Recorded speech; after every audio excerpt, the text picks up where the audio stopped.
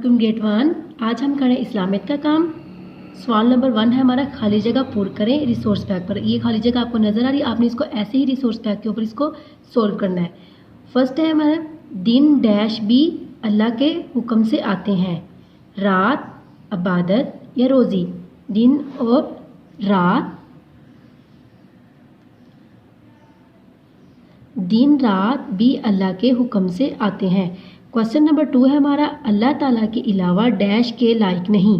कौन किस चीज़ के लायक नहीं? रात, इबादत या रोज़ी। इबादत, यहाँ पे हम लिख देंगे इबादत के लायक नहीं। क्वेश्चन नंबर 3 है हमारा, वो ही मखलूक को डैश देता है। क्या देता है वो हमें? रात, इबादत या रोज़ी। रोज़ी, हमें रोज़ी कौन देता है? अल्लाह ताला। तो यहाँ पे हम लिख देंगे रोज़ी। सवाल नंबर 2 है हमारा, दुरुस्त जवाब पर दायरा लगाएं। फर्स्ट क्वेश्चन इधर से हम पढ़ेंगे, अल्लाह ताला के हाथ में है रिज्क, ज़िंदगी और मौत दोनों। इसका जो राइट ऑप्शन है वो है जीम, तो हम जीम के ऊपर इसको ऐसे दायरा लगा देंगे। सेकंड क्वेश्चन है, रात के खाने के बाद सना ने अपने अब्बू से पूछा।